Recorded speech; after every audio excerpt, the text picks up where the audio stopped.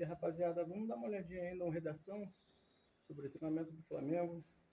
Bom, vamos lá. Hoje a programação do Flamengo aqui nos Estados Unidos é um pouco mais tranquila, não tem atividade em 2 períodos. Só para alguns jogadores que vão fazer alguma atividade na academia nessa parte da manhã. Mas o treino mesmo está marcado para a parte da tarde e a gente vai acompanhar pelo menos o começo da atividade. Ontem, o Flamengo fez um treino aberto aqui nos Estados Unidos e foi muito legal de acompanhar, porque foi dentro do estádio do Florida Gators, time de futebol americano da Universidade da Flórida, um estádio gigante para mais de 85 mil pessoas. É claro que não chegou nem perto disso, né? Tinham cerca de 1.000 torcedores flamenguistas por lá, e não só flamenguistas, viu? Tinha gente com a camisa do Palmeiras, com a camisa do Grêmio, muitos latinos também, camisa do River por lá, bandeira do Uruguai, e aí a gente perguntava, o pessoal queria ver o De La Cruz, o Arrascaeta, o Varela. Então, realmente, foi muito legal ver esse encontro de culturas aqui em Gainesville, que tem uma comunidade brasileira muito grande, mas o Flamengo atrai não só a comunidade brasileira, mas também a comunidade internacional. Eu conversei com os menininhos que estavam ali na arquibancada, mais ou menos de uns 10 anos, que são americanos, são aqui de Gainesville, que fazem escolinha de futebol, e eu perguntei o que vocês sabem do Flamengo. Daí eles falaram, é o time do Vini Júnior, o time do melhor do mundo. Então é legal ver que também esse prêmio, né, do FIFA The Best do Vini Júnior também traz as crianças para conhecer o Flamengo. Eles falaram bastante disso, até falaram, o Marcelo também joga no Flamengo? Eu falei, não, o Marcelo jogou no Fluminense. Então eles conhecem esses jogadores mais internacionais também. Muitos falaram do Filipe Luís, que foi um dos nomes mais aclamados, né, Filipinho o tempo inteiro, e o Filipe Luís mais uma vez se mostrou bem participativo no treino. A gente tem visto 2 posturas do Filipe Luís. Uma mais de observador, conversando com o auxiliar dele, Ivan Palanco, a todo momento, e aí depois passando as orientações para os atletas. E outra também colocando a mão na massa, aquecendo junto, correndo junto.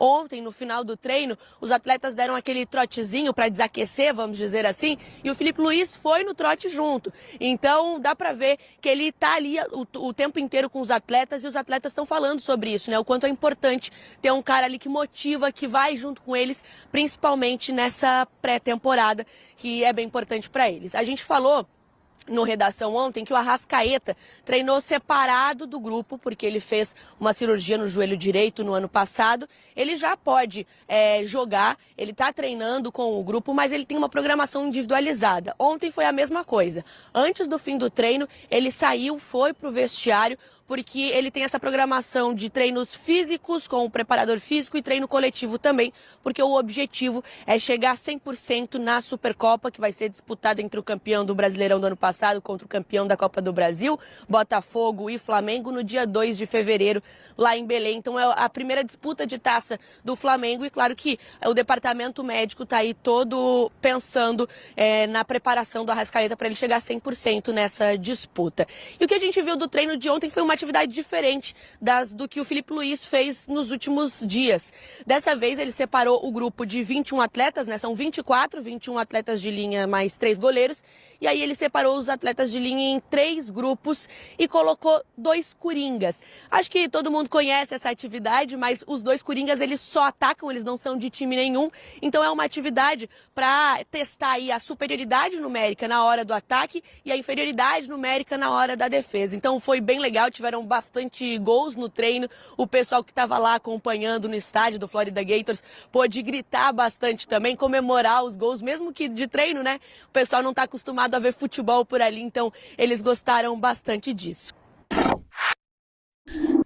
A nossa relação é muito boa, igual eu falei, é um ídolo para mim, então eu procuro sempre escutar, estar perto, é um prazer para mim estar perto dele, estar escutando ele, então tudo que eu faço é para me aprender cada dia mais, e é uma relação muito boa, é muito gratificante estar perto dele, estar perto desse elenco.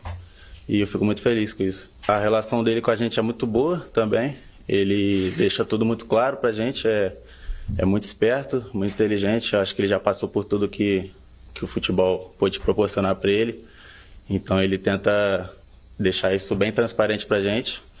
E tanto que vocês viram ali nos treinos que ele participa, que ele corre com a gente. E eu acho isso muito importante, porque isso dá um motivo a mais pra gente tá ali cada vez mais dando o nosso melhor. Esse final aí, o Everton Araújo está falando do técnico Filipe Luiz, né? Que corre junto, que deixa tudo bem claro, que é super transparente. Então, pra gente passar a programação aí para vocês do Flamengo. O Flamengo treina hoje à tarde, como eu falei. Aí amanhã treina de manhã, na sexta-feira treina à tarde novamente, no sábado de manhã, e aí pega um avião e parte para Fort Lauderdale, porque no domingo vai ter o amistoso contra o São Paulo pela FC Series, às 5 horas, no horário de Brasília.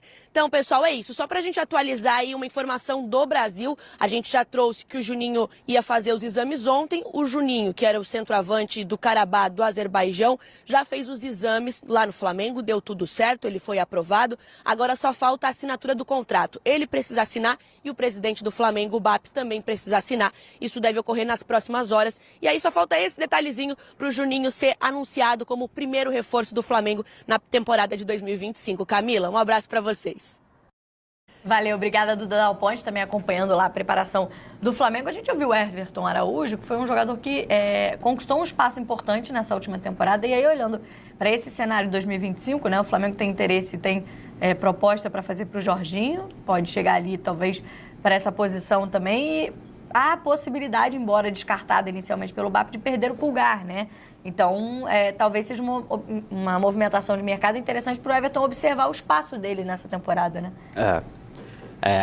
Ele é um jogador promissor. Acho que, enfim, se um Pulgar é o dono da posição ali, se isso acontecer. O Jorginho é um jogador mais experiente que ele, mas ele tem capacidade de... E ele, é interessante a entrevista dele ali, né? De entender também o momento da carreira, né? Pega os jogadores, às vezes, muito jovens que não entendem a possibilidade de jogar com essas referências, né? O Gerson foi um dos melhores jogadores da temporada brasileira no passado. Joga ali numa posição, às vezes, perto dele, às vezes nem tanto, mas que pode aprender muito, né? Um jogador em aprendizado, e essa pré-temporada é muito importante para isso. Agora, muito legal ver a Duda falando dos treinos, e isso foi uma recorrência hoje no programa, porque a gente passou pelos clubes todos brasileiros que estão nos Estados Unidos, e com exceção do Diniz ali, fechando alguns treinos, uma coisa rara em dias de hoje, né? Os treinos mais abertos, a gente conseguindo trazer informação de como as equipes estão treinando, o que está acontecendo, detalhes que às vezes não vão influenciar tanto o campo, mas influenciam o ambiente, como essa própria participação do Filipe Luiz, que até anteontem era jogador, estava nesse grupo aí, e hoje é um técnico com uma carreira promissora.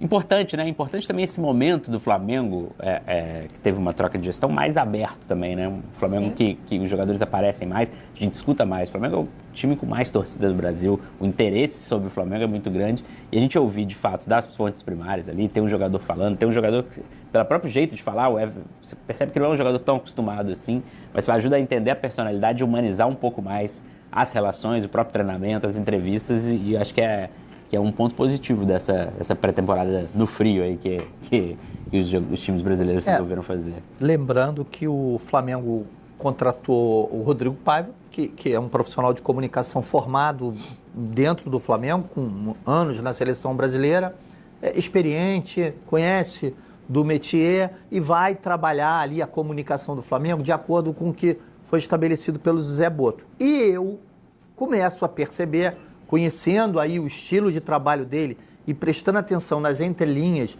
do discurso do Boto, que o Flamengo vai se voltar um pouco mais para os jogadores que promove. Então, a escolha do Everton para essa entrevista aí, na minha opinião, já leva em conta muito isso. O Flamengo precisa vender, precisa produzir para vender jogadores.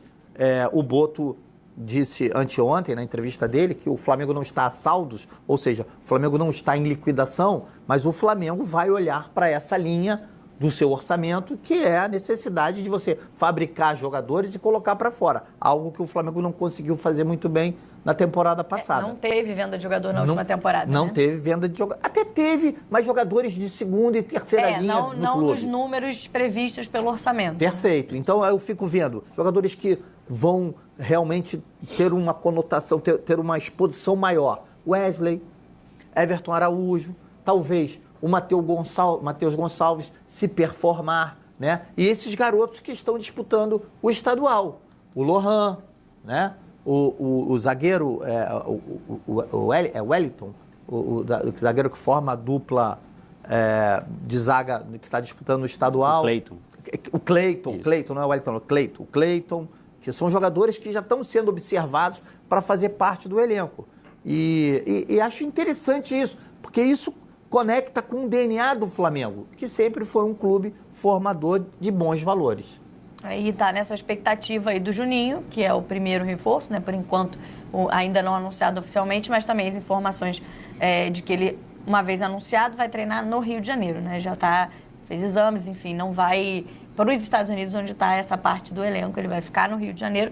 Não sabemos se vai ter estreia no Campeonato Carioca, mas a princípio fica no Rio de Janeiro. Porque eu tenho informações que o Flamengo está trabalhando aí para tentar negociar o Carlinhos. O Carlinhos não vai ficar no Flamengo.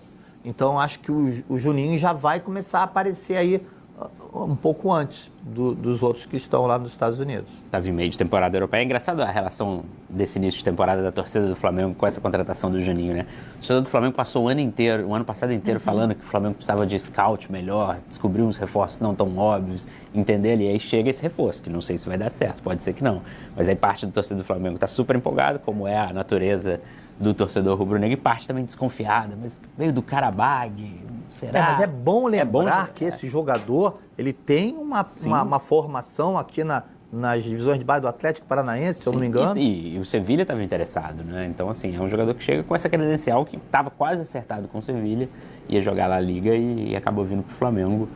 Eu me lembro muito do Paulinho de Paula, do Vasco, com a formação dele, e lembro também, cheguei a pensar em escrever sobre essa analogia, me lembro da vinda do Emerson Sheik, que saiu o Márcio do São Paulo e voltou Emerson, veio para o futebol brasileiro, para o Flamengo, e aí conquistou o título Flamengo, Fluminense, Corinthians, é o único jogador que tem 3 títulos do brasileiro em sequência, né?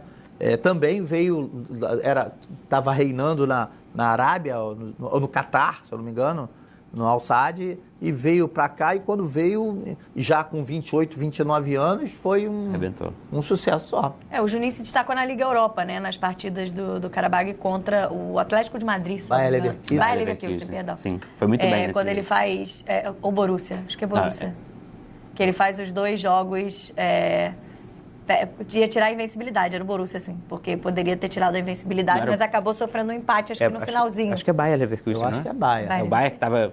sim, por conta verdade, do campeonato que vinha com uma série de vitórias interessantes. Aquela sequência que do Bayer Leverkusen, todo mundo achava que ia perder, no final eles davam um jeito. E aí eles conseguem um empate no primeiro jogo fora de casa nos últimos minutos, e depois no segundo jogo também conseguem avançar, e aí o Juninho esteve perto ali de tirar o Bayer da Liga Europa e ficou em destaque nessas 2 partidas no ano passado.